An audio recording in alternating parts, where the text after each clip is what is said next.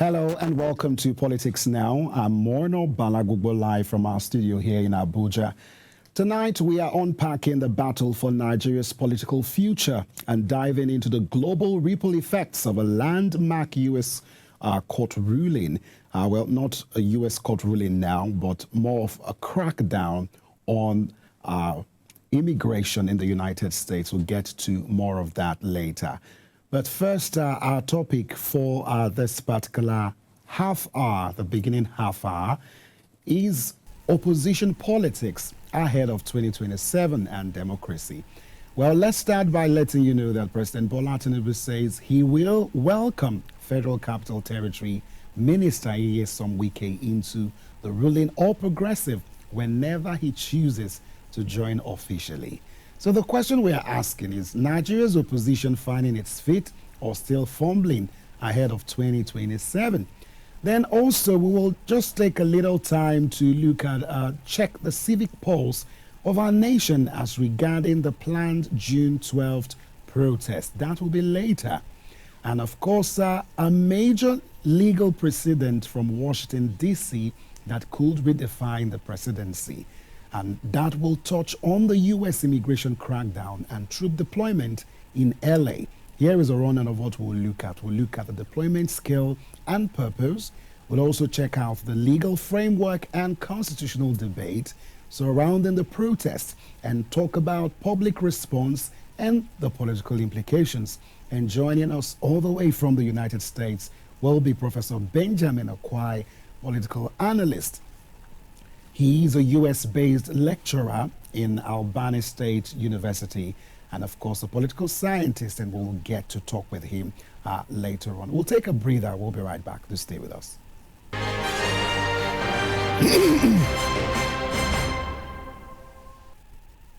So let's begin at home, where questions are swelling around the effectiveness, credibility, and preparedness of Nigeria's political opposition, with economic hardship biting harder and public trust in institutions fraying.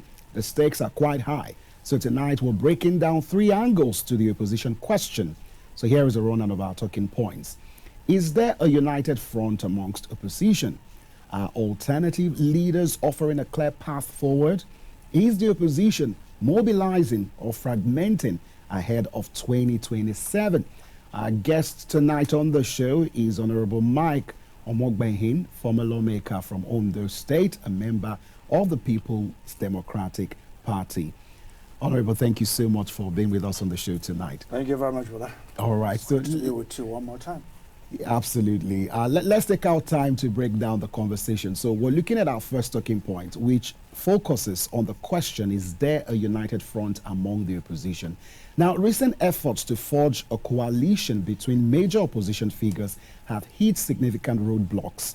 Do recall that talks began in March, and they quite looked hopeful, featuring prominent politicians like former Vice President Atiku Abubakar, former Governor Peter Obi, and of course, former presidential contender Kwankwaso. But internal divisions over which party to contest, under whether it is the African Democratic Congress or the Democratic Alliance or probably the Social Democratic Party, all these internal crises, you look at what's going on in the PDP, what's going on in the Labour Party, all of this has stalled the process. And one key position figure has made it clear on his intent on running again under his current party, that is the Labour Party, which is just squashing speculation that he might step aside for a coalition ticket.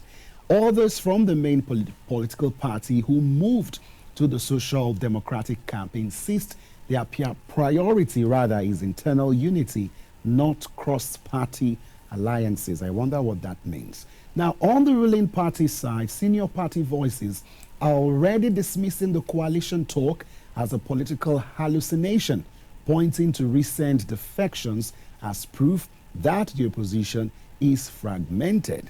So, Honorable Mike is with us live in our studios. Once again, thanks for being with us. Thank you very much. So let's get right to my first question to you. Why does Nigeria's opposition struggle, with cohesion even during national crisis? There are a lot of analysts who have said that if you needed the right ingredients, maybe it's just like you trying to cook a soup now.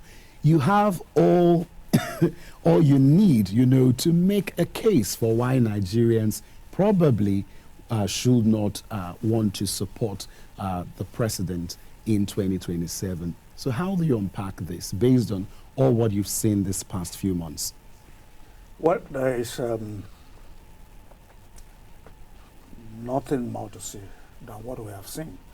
We can only talk within the context of what we are seeing that is happening. Your question, if I understand it again, is that why the oppositions are not no cohesion, yes, not putting their acts together, form a synergy. The reason is very straightforward. The ambition, personal ambitions of the forces, the personalities that should have ordinarily put opposition together seems to have different opposing ambitions. And it becomes so difficult for them, to share their individual ambitions for a group national ambition. So that is the reason. And the party in government, APC, seems to be enjoying this lack of cohesion. And naturally, you don't expect the party in government to form himself into opposition for you. Do you subscribe to the opinion of those who feel that, those in the opposition who say that the APC, I recall Peter Obi recently saying that Tinubu is also part of the problem of the opposition, joining forces with what El Rufai had made clear. I have just said something. Look, let us get this issue very clear. I am a member of the PDP, and by inference, I am also a member of the opposition party. I would not expect, for example, that a member of APC should make my job easier for me.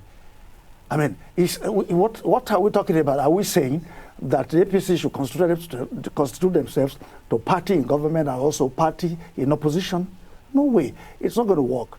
When PDP was in government, of course we did our best. Even if we did not come out as plain as the APC has got, it looks as APC has thrown caution to the wind. And if you look at the history of where they are coming from, how they even seize government, they have really changed from that forceful as they were in opposition, so also they are even more forceful in government than they were. Unfortunately, in PDP and so many other opposition, present opposition, we were not as forceful as that.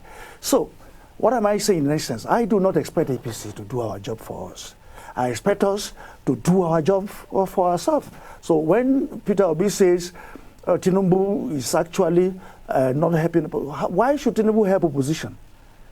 If I am in his shoe, of course, I will not help opposition.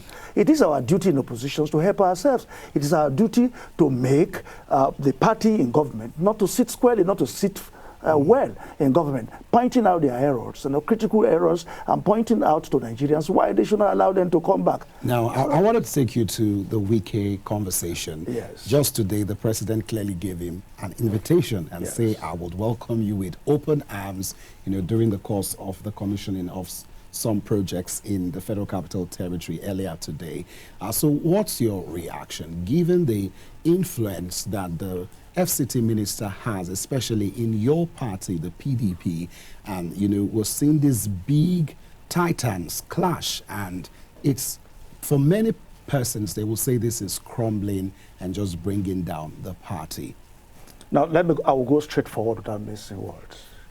There's just a thin line between perfidy and the brand of politics that Wike is playing now. It's very unfortunate. When this issue started, some of us in PDP actually sympathized with him, looking from the genesis of this crisis from 2014 and to what happened when the party ordinarily should have zoned the presidential candidate to the south, and Atiku and his team did what they would. Wike actually have our sympathy and all whatnot. But I expected that, having fought his battle to this level, common sense should be allowed to prevail. What Wike is playing right now can no longer be called politics, but pure perfidy. And I miss no words about that. Do you think excuse me, please. Excuse me, ahead, please. Let me finish. I think the president have made an offer to him today. And if Wike still want to redeem his image, it is better for him to accept the presidential invitation, leave the PDP, and go and join APC and allow the PDP as an opposition to organize themselves. It is perfidious, and I miss no word about it, for you to remain in a party and become a clock in the wheel of that party's progress, to deliberately destabilize that party. And that is where some people were talking about Tinubu helping the issue. Of course, if the opposition have somebody of Wike's caliber in government, of course we also make good use of him. But I am saying Wike, as a member of PDP, should see that this handshake is going beyond the elbow. This is not the way politics should be played. You know, I do not agree with people who say there are no morality in politics. No. If there are no moralities, if there are no moral standards in politics, then we do not have the basis of keeping social contract. You can only keep social contracts when you have the moral basis, the moral pedestal. To continue in the manner Wike is going now, it is, as far as I'm concerned, perfidious. It is wrong. It is not acceptable anywhere in the world.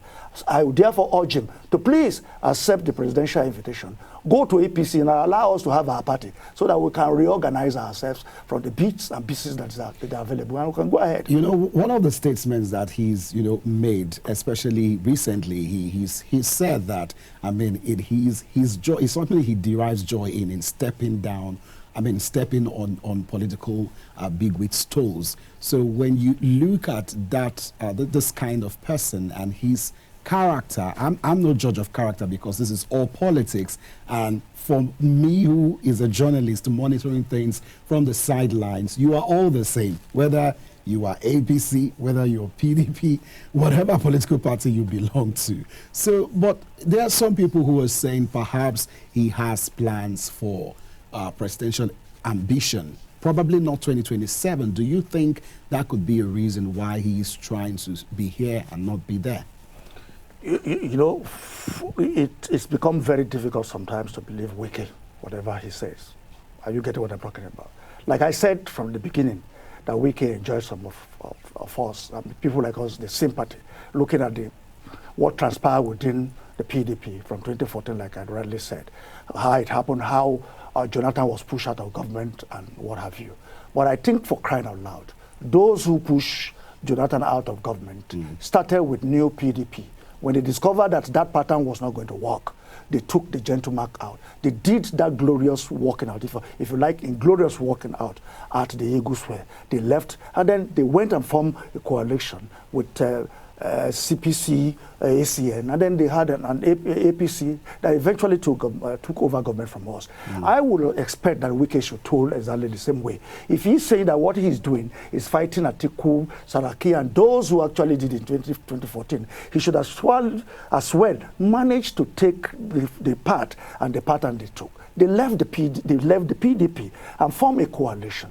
I advise, I beg Wike, for the sake of those of us who have insisted to remain in PDP, for the sake of us who still need PDP as a platform to pursue our political career, that Wike should please leave PDP alone, go accept the presidential invitation and go to APC so that he can continue in clear cut. He will be in government, and then we will see him clearly as in opposition, not calling PDP meeting in the morning and then in the night he's there at just a rock or he's out dining and whining with APC people. That is wrong. That is not politics. That is not like I credit the clear word I have for it. It's do I say diabolic politics style of politics or double face? How do you look at this? How do you define it? Let's move away from the FCT minister. Away from him, do you think that any opposition political party can win this election, or it will take a coalition? Because both are, well, you mention any political party now, they don't seem to be in synergy. We're just saying moves. Or do you think it's too early even right now to start jumping the gun on whether there should be coalition or not? You see, listen, when you are talking about coalition, are you talking about people assimilating another political party? Not people really. Just probably people political to have party, a unanimous candidate. Margin. Under what platform? Are they going to form a different political platform? Has that political platform been registered as of today? Are they going to be applying to INEC? If you are going to start to apply to INEC, how well do you think you are going to get the approval? Looking at the system of operation of the APC Tinubu-led administration, how easy will it be for you? If you are trying to form or to go under a political party, be it Labour Party, whatever I call, how deeply rooted have the APC infiltrated your party, just like they are using Wiki right now in the APC. So you get what I'm trying to say. So, and that is why I'm saying the major opposition party today is the PDP. Wiki seems to be holding, I will keep on mentioning his name, he keep on to be holding us at the jugular. The PDP should have been the right party to provide the avenue of inviting other politicians to come and form a virile and very important opposition to fight the people, to fight the APC. But we are not doing it. If a strong political party like the PDP is not holding its ground, do not have a united front within its own party, I begin to wonder what other political party are we talking about as good fun. But it's a good thing that people who tried their luck, who attempted to kill the PDP in 2014, who went to merge with APC, are getting their fingers burned and they are returning home. And we are very happy that they are returning. The lessons they learned from there, they will bring it back, and then we can work on it and reorganize our homes. Some of them, I believe, do not want to come back to the PDP. They want to go under another platform. Then let's start. Then we'll begin to look at where can we, those of us who remain in PDP, the pain we suffered, and those of them who went, the pain they suffered there, we bring it, we shuffle it, and then perhaps we're able to use it under a different name and see whether we can confront the APC as the APC did in 2015. All right. Now, are these opposition critiques resonating with Nigerians? Because of time, we can't go to the soundbite of a book launch where Peter Obi made some comments, but because he's not a member of your party, I don't really want to bring his question. I mean, I don't want you to really talk about him that much. But the opposition in general, you would expect so much criticisms, especially tomorrow, that we will be marking another year. I mean, this is going to be the 26th Democracy Day celebration in this country. Beyond the criticizing, what more? Do you think it's echoing with voters? Who is echoing? The criticisms that opposition make about the incumbent government. You see, ordinarily, if we go by the last 2 years, plus the 8 years of APC, the party in government APC itself would have ordinarily made opposition very easy. Because in 10 years, there's certainly a major thing that you can point to, that the APC can say this is a major achievement of what we have done. In all these 2 years, you're saying that I am even saying 10. I am saying 10 years. Forget about 8. Forget about these 8 years. What are you going to point to in these 2 years of Tinubu's administration? What are you pointing to? So is it too early to judge Tinubu? It is not too. It's 50% of the first tenure is gone. 2 years is gone out of 4 years. I mean, is it this haphazard launching or commissioning of the so-called coastal road, which is absolutely important, shouldn't have been a priority for anybody in Nigeria today? I mean, we have electricity problem, power problem. We have real economic sectors that are not growing, and somebody is talking about coastal road, which, as far as I'm concerned, taking a critical look, looks more or less like a personal project. I mean, of course, there are people who ordinarily would be grabbing land within the ocean front. I don't want to go about that. But the APC government itself would have made the position very easy for us if we had been able to put our house together. But unfortunately, I keep on saying, and painfully so, that our house, our homes across the opposition party is not in order. The PDP is at each other's throat. The Labour Party, what do you make of let's talk about your party. What do you make of the Saraki-led committee that is working to reconcile members? Have you seen progress in that light? I have not been privy to read their report. But I know that within the period that they were still working, Wike came out to say that he was no longer going to cooperate. I'm sure you are aware that even before Saraki submitted his report, or I don't know if it has been submitted now, Wike came out to say he's pulling out. I mean, what other things do you want me to know, to think about the report? It's a still bad report. Before it was presented, Wike said he's pulling out, and that because he said agreements that are gentlemen agreements that are not being met. So, I mean, what do you expect? But let's see. Whatever the result is brought up. But I keep on pleading with them. I mean, they should please do not stifle opposition. If they want to leave, let them leave. Go to APC. And then so that we, the remaining people in PDP, we can stay together and find a way to put our house together. Even if we are not winning the election in the immediate, we can begin to put house together for stronger opposition and for future platform to run our elections. That is my plea, particularly to Wike, and I think he will have an opportunity. I'm pleading with him. He should please accept Mr. President's invitation and leave the PDP for. He has done enough. We thank him for every effort. We thank him for everything he has done. Well, I hope the Federal Capital Territory Minister is watching the show today. But from the obedient movement to grassroots realignments, there's growing energy outside mainstream parties. But is that energy translating into structures, candidates, or even policy being influenced? So let me come to you. Of course, there is this high energy, in the political sphere of Nigeria, but is it translating into structures? Because, to field a presidential candidacy from any party, it will take structure. How does that translate into something tangible in 2027? You see, we talk much about the structure, but I think in 20... You think it's not important? Just let me finish. I think in 2023 will be demystify this issue of structure. All right? Obi showed us that structures can be built from a different perspective, and which he did. For example, never gave Obi that chance of even pulling 1/3 of the total votes that he pulled. He surpassed your expectations, he surpassed so to speak. majority people's expectation. And therefore, while it is very important for us to look at structure, political party, as a long-time standing politician, of course I know from the ward to local government, from the unit to ward, from ward to local government to state, senatorial district, it's very important to make your job very, very, very easy. But again, you must have a very, very leadership, a strong leadership, all right, qualified leadership for you to make these structures work. Are you getting what I'm saying? Yes. To make it work. It is not just a matter of you putting it there. And again, politics is not cheap. I kept on saying this. And that is one of the problems that opposition have. It is not cheap anywhere. You need money to run government. You need, beside attention, you need resources, you need capital, you need mobilities and the rest to run party politics. Members of opposition, members of political parties who are not government must be ready to make contribution, must be ready to put their assets to use. It is not enough for you to build a base, but it's also important for you to fund it and for you to be there when it is required to put them to use. Okay. All right. Now, before I let you go, sir, we need to talk about something that's very important. Tomorrow is Democracy Day, and a group of Nigerians want to protest. So we're focusing on symbolic civic event, which is the June 12th Nigeria's Democracy Day.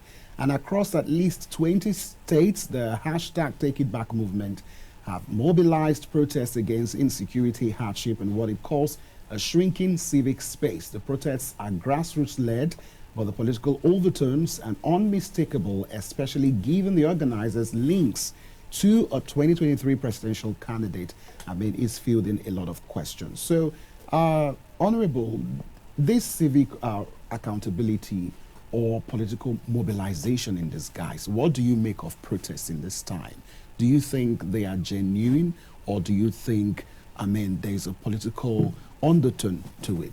Listen, in whatever name you call it, be it labor protests, be it democratic protest, or whatever you call it, there is always a political reason to it. There will always be some fringes, touches of political like the one reasons. for tomorrow now is being pushed by. Of course, June 12 has become a watershed in the history of this country. If you look at the history and what we brought out of June 12, it's worth remembering. It's purely a political event. And therefore, if the hope from 1993 has not been realized, and the renewed hope is actually not going the way of the hope 1993, you expect people to remind the president, to remind the ruling party that your so-called renewed hope, it contains no hope. And that's exactly what I think they will be doing tomorrow. Unfortunately, I expected my party, the PDP. You can imagine if it were to be APC led by we saw what happened during... is the one who is in opposition today. All right? Just as the PDP, I am sure that we're going to have a very hot opposition movement tomorrow. But what are we doing in the People's Democratic Party? What are the leadership doing? What are they, how are they cooperating with these pro-democracy people to actually make sure that the people and government feels the impact of protest tomorrow? Nothing. So, like I said, I started from the beginning, I do not expect the party and government to also constitute themselves to party in opposition. They are enjoying the seemingly passive and indifferent conditions or situations that we have presented ourselves to them. Now, during the course of past protests, we've seen government security clamp down on protesters. Some persons were injured, some minors were arrested over, this alleged so-called, I'm trying to get the word again, but I think I'll remember it. Some minors were arrested and, there had to be a lot of plea, and the president had to have mercy on some of these persons. Tomorrow is Democracy Day, and of course, we are not advocating for violent protest, but peaceful protest. But what do you make of a democratic setting where persons go out to protest in peace and they're not allowed to carry out their civic right? The APC government from inception has not make no pretext about their position to be a very harsh party in government. Unfortunately, the road on the threshold of pure democracy to acquire government, but they have shown very clearly that they are about the most undemocratic civilian government we have ever had in the history of this nation. And the facts are there. Even within their own party organizations, their primary elections and the rest, you can see the dictatorial hands, way of choosing their candidates. So they have not shown clearly any democratic credentials or tendencies that they are going to be lenient with the opposition. We saw what happened at the Lekki toll gate. You saw what happened here. They enjoy clamping down on people, get them locked up, and then people coming to bed. And then they will now say, we are magnanimously releasing so. APC has never made pretext about the fact that they are not democratic in the way, in policy. You look at their policy. The president just came and said, the subsidy is hereby removed. All right, no discussion, nothing whatsoever. So from day one, they have shown very clearly, and in their action, they are not they are democratic by their words of mouth, but not by practice. So I want to implore those who are going out to protest tomorrow that I would have loved to join you if my political party. Listen to me. If my political party had organized one, under what platform will I be going? Will I be said I'm going to whether I'm not part of his organization? If the People's Democratic Party had come out to organize a rally for tomorrow, of course I would have been there. And that is why I'm worried. I feel very pain that this is what we are getting from opposition, from our leadership. And if they are listening, they should listen to us very well. We have a central working committee. I'm not a member. We have the larger party. I'm not a member. I'm not a member of the board of trustees. All right? I wait for them to give me direction, to give us direction what to do. They are not doing it. And that is why I'm calling them out. All right? So I want to implore those who have a platform under which they are coming out tomorrow to protest to be careful. Watch their back. In 1993, 1994, 1996 in this country, when we were younger, we protested. Some of our colleagues fell down. They died. But today, we are enjoying that democracy. I pray for them, and God Almighty will be there. And also let me beg the president and members of the opposition to please tolerate opposition, to tolerate the protesters. They are not carrying guns, they are not carrying anything. Tolerate them, and then whatever they say, collect whatever they are brought to submit to you. Look into it and make changes. That is how democracy is played, and not by hitting them with either rubber or gold bullet or whatever you tend to be using. All right. Well, our time is up for this segment. Special thanks to Honorable Mike Omogbe. Thank you so much for being with us on the show today. Thank you very much. Looking forward to have you subsequently on the show. It's my pleasure. I look forward to be with you always. Thank you. All right. Thank you very much. Okay, we'll take a quick breather, and when we come back, we will move away from Nigeria and go to the United States. You don't want to miss out on what is causing a lot of buzz, all around the world. Immigration crackdown by the Trump administration. Will get into all of the politics around that particular part of the world. To stay with us. What makes the political system what it is today? What are the recurring issues? The tussle for power. An extremely problematic area. The tension. The instability of the system. Join LM 24/7 as we take you inside the local and international political arena in the world of politics. The golden age of America begins right now. I will very simply put America first. Watch Politics Now on LM 24/7. Don't miss Politics Now on LN 24/7.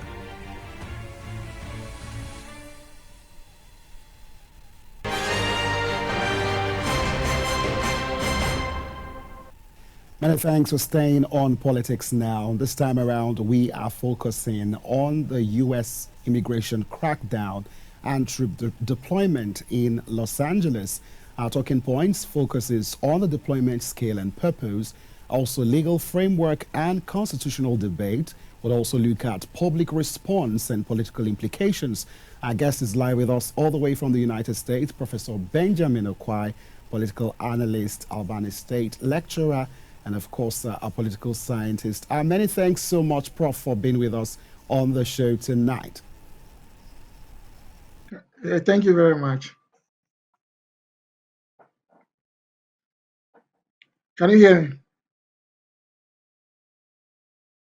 Down on undocumented immigration has taken a dramatic turn. Thousands of National Guard troops and federal agents have been deployed across Los Angeles as part of an aggressive campaign targeting migrant communities. The scale of these operations and the legal questions surrounding it have sparked fierce debate in Washington and beyond. But here is Trump's take. He called the protesters foreign enemy. Let's have a listen. And before going further, I want to say a few words about the situation in Los Angeles, California. Have you heard of the place? Where I've deployed thousands of National Guard troops and hundreds of Marines to protect federal law enforcement from the attacks of a vicious and violent mob. Generations of Army heroes did not shed their blood on distant shores only to watch our country be destroyed by invasion and third world lawlessness here at home, like is happening in California. As Commander-in-Chief, I will not let that happen. It's never going to happen. What you're witnessing in California is a full-blown assault on peace, on public order, and on national sovereignty carried out by rioters bearing foreign flags.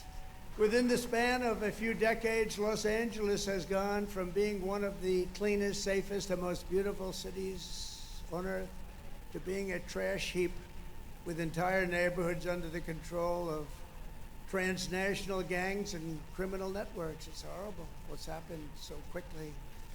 Very simply, we will liberate Los Angeles and make it free, clean, and safe again. It's happening very quickly. Under the Trump administration, this anarchy will not stand. We will not allow federal agents to be attacked, and we will not allow an American city to be invaded and conquered by. All right, critics are pointing to constitutional overreach, while supporters argue it's a long overdue move to restore immigration control and public order. At the heart of this story are questions about the role of the military in domestic enforcement, state versus federal authority, and the deep political divisions this deployment has exposed. Well, we'll break down the scale. Of course, we've reeled out our talking points.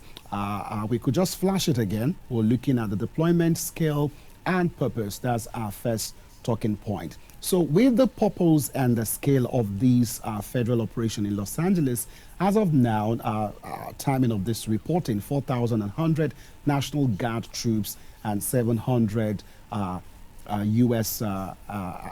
Marines, rather, beg your pardon, have been deployed to support immigration and customs enforcement city wide operations, making it one of the largest of such domestic deployments in recent years. The stated mission focuses on guarding federal buildings, supporting logistics, and protecting personnel not making arrests or patrolling neighborhood. Well, Professor Benjamin is live with us. Prof, thanks for being with us. Let's start with this question. Does the troop count and role align more with security operations, or this is purely political messaging? Thank you very much to you and your viewers. That was a very interesting question. Now, the point is we need to understand where Trump is coming from, right? You have to be able to look into your crystal ball and be asking yourself, what is the intent of this whole thing and why Los Angeles in the first place? Right? Los Angeles is a safe, it's a sanctuary city, right? Where we have almost like 1 million. I wouldn't use the word illegal immigrants or illegal. They use the word alien. I don't want to use that because everybody in the United States is an alien over here, right? So I wouldn't use that word. Where we have undocumented immigrants, right? Almost 1 million of them. But it goes beyond what we are trying to do, right? If you look at the governor of California, who has to be to Gavin Newsom, he has some what potential ambition for the 2028 coming elections. So even though we are looking at a thing at that micro level, it has a macro what connotation to that. Now let's look at if you look at what the LAPD has almost like 9,000 what police officers. Then you if you look at the way their state system is structured, right? It's a three-tier system. The LAPD, then you have the what? The county sheriffs, then you have the highway patrol. So you're talking about something in the numbers of almost like 18,000, right? But LAPD makes around almost like 9,000, right? Which is not enough, even though they have the budget to increase it to almost like 10,000 compared to a city like New York City, which has almost like 36,000. So we can say that there's a shortfall over there, right? Now they bring in the National Guard. The National Guard is supposed to be able to guard in what federal buildings, especially in downtown Los Angeles, because we have some federal buildings over there, court buildings and other stuff. But when it comes to the military, deploying the military, that is where the legal issues come into play, right? Because don't forget, in the US, we have what we call the passive commitment, which means what you cannot use the US military as a law enforcement Yeah. domestically. You cannot do that. The law does not allow you to do that. In order for you to do that, you have to go back to Congress, right? But we saw what happened on January 6th, where Trump was trying to do something with that respect. We saw what happened during the Black Lives Matter. So he is coming. Trump is showing that attitude of being an authoritarian person, or more or less like a what? A messiah. There is a problem. He is the messiah. He has to come in and he has to fix it. But he creates the problem. And if he creates the problem, don't forget, LA is a liberal city, or California is a liberal state. So when you use certain keywords like what insurrection and things like that, it plays to the base, right? The mega base, and they are able to exploit that because the whole idea of the mega base is the liberal people in DC. Those are the people that we are fighting. So the 4,000 is allowed on the National Guard, but in terms of the 700 Marines who have been deployed, that is where the question is raised. And even with the National Guard, they should get a consent of the governor of the Benjamin, state. we've seen But like I the said, violent you see, turn violent in some cases. Did you go get the ahead. question, sir? Yes, we've seen violence in Los Angeles as a result of this protest. Yeah, but of course, more protests in liberal cities, right, or sanctuary cities, you see all these sort of. But initially, it was supposed to be a peaceful protest. You can have a situation where you have people who would infiltrate and try to cause some sort of commotion, so that they will be able to attack, for the police to also attack back, or law enforcement to attack back. Because this is you are trying to feed this feeds into the ego of Trump, right? That is just the way, that is his nature. He creates the problem and he comes in and say, you know what, I'm going to fix this thing. And at the end of the day, I will become the hero. That is the nature of Trump, right? And he has been doing this for a long time. And people know that. Even though initially the protest was kind of a little bit more peaceful, right? there will be that kind of aggression towards police, or there will be some infiltrations of some outsiders who will create more chaos, right? To engage the police, for the police to react. And when the police react, that is playing to Trump's what?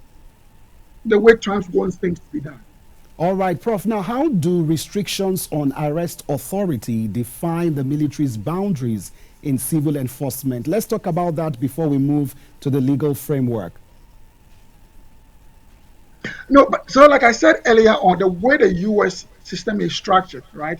Don't forget, when we talk about the military in the United States, it falls on the Department of Defense, and for them, it's about killing. That is the way the military are trained, right? So before you deploy them, you have to be very, very careful. And like I said, we do not deploy them, but internally, mostly they are deployed externally or overseas. And anytime they are deployed overseas, the mission is for them to kill. So they don't have that capacity and that capability and that skill, right? In terms of what? Protest dispersion, how to protest, how to disperse protests within the United States. So I think that becomes a huge challenge for them, right? Maybe they are there to show as a sign of force, but deep within the people know that whatever they do, right, the military will not be able to react based on what we know being the United States. So that is the issue that we have. Even though there are 700 of them, they know that they cannot take certain measures, right? And the protesters also know that. So they will try to provoke them for them to react. So that's the situation that we have. It's a very tenuous situation, and you can see All that right. it's almost spreading across. Okay, now, It's spreading Prof, across the the United primate States. was ordered under Title 10 by bypassing state approval, and California responded by filing a lawsuit invoking the Postal Commutators Act and challenging the federal authority. Now, unlike the Insurrection Act, Title 10 allows federal forces on U.S. soil for support. So as long as they do not carry out arrests, critics argue using Title 10 this way may still violate the spirit of civil-military separation. So how rare is it for the federal government to federalize the Guard under Title 10? Yeah, you could see that historically, this is the first time we are having a situation like this as far back as 1960s. That was for civil rights enforcement. But the situation that we have, if you observe Trump very carefully, you see the kind of words that he uses. Insurrection. The question we need to ask ourselves is what happened in California? Is it an insurrection? Right. So, like, Trump is playing by his own rules. And because he is playing by his own rules, it is very, very difficult for you to make any critical legal case for some of the things that he is doing. Like I said, his idea is to spark the fire. That is just Trump's nature. Even though we know what he is doing is wrong, he knows the people in the White House, the legal team are advising him. But at the end of the day, that is just the nature of Trump. He comes in to create the fire. At the end of the day, he comes to quench the fire. Then he becomes the hero of the fire. Because what is happening in LA is not an insurrection. It is just a peaceful protest against government overreach, right? Because government is snatching people on the streets of California or Los Angeles without due process, So, even Prof, if they are so illegal what do you immigrants. think would be the better measure for Trump to get these illegal migrants out of America? Because they are not going to come out willingly, and he ran on immigration. It's one of the reasons he won the electorate.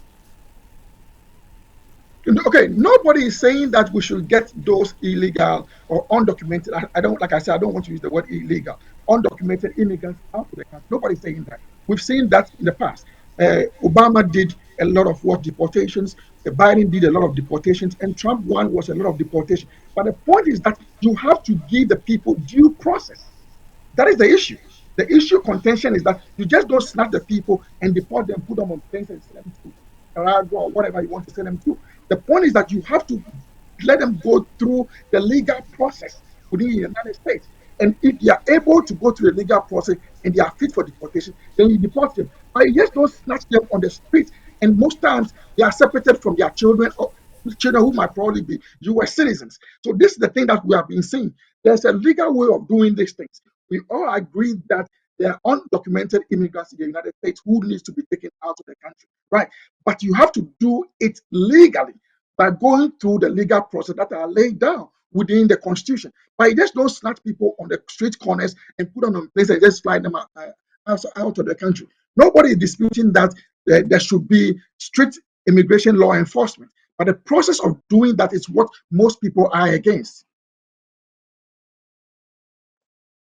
Some officials see it as necessary for enforcing federal law, and others talk of it risking democratic norms. Over 250 arrests have occurred under local curfews, with clashes involving tear gas and flashbangs. But I want us to just take a look at the reaction of Governor Newsom to all of this crisis so far in Los Angeles. Let's have it.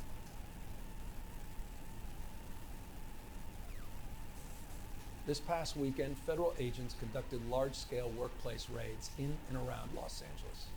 Those raids continue as I speak.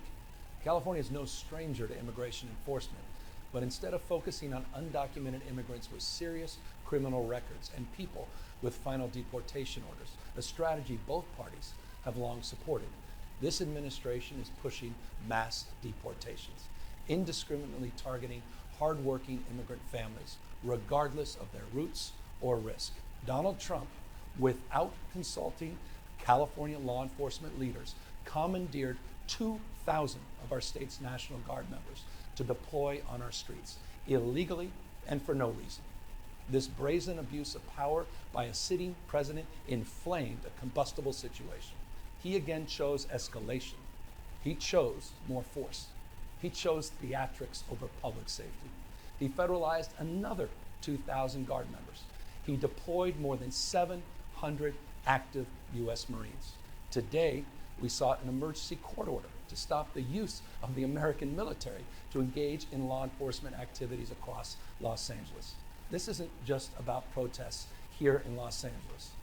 When Donald Trump sought blanket authority to commandeer the National Guard, he made that order apply to every state in this nation. This is about all of us. This is about you. California may be first, but it clearly will not end here. Other states are next. Democracy is next. Democracy is under assault before our eyes. This moment we have feared has arrived. Now, Prof, I'm sure you're familiar with that clip, but how are community leaders reacting to the presence of federal troops? I've seen some lawmakers, not so really excited. I mean, the Democrats don't really have good words for the president. Now, if you listen to his and Gavin Newsom's speech very carefully, right, and if you understand the U.S. politics, it is not just about what Trump is doing. There's economics way behind whatever is going on. Because let's look at, you're talking about Los Angeles. We have almost 1 million illegal immigrants, right? They pay taxes to the city of California and to the state of California. And don't forget, illegal immigrants who pay these taxes do not have access to Social Security when they retire, right? So if you look at this, there's an economic element within this whole debate. Like I said, if you're talking about 1 million people who on a weekly basis are paying taxes, by the time they retire, they do not have access to some of these contributions, it means that the money fuels California or fuel Los Angeles. It is the basis for what made the city thrive. Don't forget, one of the arguments that he was trying to make was that he was going to hold $80 billion in contribution from the state to the federal government. So you can see where the economics is coming in. There's economic dynamic to this thing. But that is something that people do not want to really talk about. We just want to go into the legal technicalities without looking at the economics, which is these people, whether we like it or not, undocumented, committing crimes or not committing crimes, they pay a huge taxes that fuels most of American cities and American communities. So the politicians are going to go out over there and say things just to to boost their base or to energize their base. But as political scientists, we are going beyond the politics and the legal aspect and looking at the real issues at stake. Just imagine that if these 1 million people are out of Los Angeles, right? 1 million people who pay taxes are taken out of the country. What is going to happen to the city of Los Angeles? Well, we have majority of the people who depend on what social welfare programs, a lot of people who are homeless on the street. How does the government or does the state be able to cater for all these things? So what I'm saying here is that these undocumented immigrants, whether we agree with them or not, they are the backbone of the city of Los Angeles, But of the state Prof, of would you also agree California. that some of these illegal migrants also constitute menace to the society in terms of crime and also drug abuse? Is that a So, but fact the point is that you can agree with? okay, yeah, that is when you are bringing the racist element, right? Why should you try to focus your attention on illegal immigrants committing crime? Does it mean that legal immigrants in the United States do not commit crimes? Is that an argument? Right. That is when then if you are doing that, you are playing into the hands of Trump. Because regardless It's of that, legal. crime is It committed means in the that United there States. should be a right way. If you're going to come into a country, because even here in Nigeria, we are also facing the same problem with insecurity because of how porous our borders are. And it's a problem, especially in the northeast in Nigeria. So if there are laws, if there is a proper way to come into a country, don't you think that it should be followed through to the letter?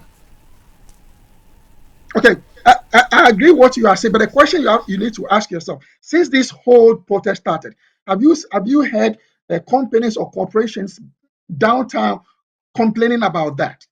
Because it is most of these corporations who actually benefit from the services of these illegal immigrants. The illegal immigrants in California mostly are coming from South America, right? They are not coming from Africa.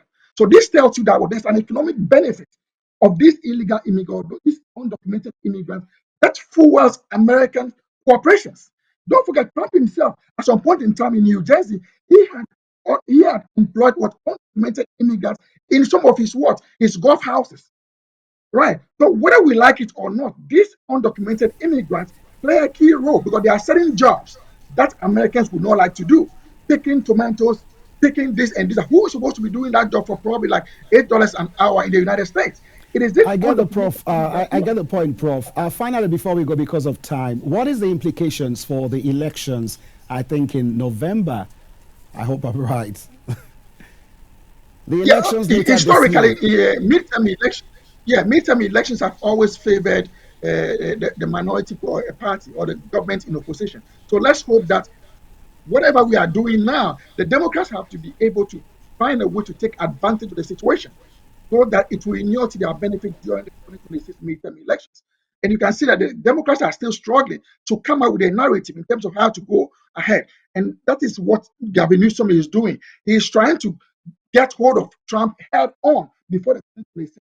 The Democrats believe that uh, lawmakers should be more aggressive with Trump compared to what his first time when they said they should be a little bit compromised to find solutions to Americans' problems. But now most Americans or most Democrats believe that there should be an aggressive way of dealing with Trump instead of trying to be very calm and be trying to be very understanding of Trump. So this whole thing is about the 2020 midterm elections and the 2020 general elections. All right. Well, I want to thank you so much, Professor Benjamin, for sharing your thoughts with us. I'm afraid our time is up. Thank you so much for helping us get better perspectives about the ongoing U.S. immigration crackdown, most especially in Los Angeles. Thank you so much for being with us tonight. All right. Thank you very much, your listeners. Have a good night. Okay, that's where we draw the curtain on the show tonight. Many thanks for being with us. My final thoughts on the conversation tonight have been on the first hand of the show. We talked about opposition politics in Nigeria, and even in the United States, we can see a kind of underlining in terms of the foundation of what the problem is, the difficulty for the opposition to come together and then challenge the incumbent. And it's not just a Nigerian problem. Even in the United States, like Prof said, there's still a whole lot of difficulty for the Democrats to synergize to see how they can challenge Trump's administration. Well, that is where we call it wraps. Don't forget to tune into this morning right here on LN 24/7 because we'll be focusing. We had series of special coverage of the Nigeria's 26th Democracy Day celebrations. And trust me, you don't want to miss out. We'll be right back.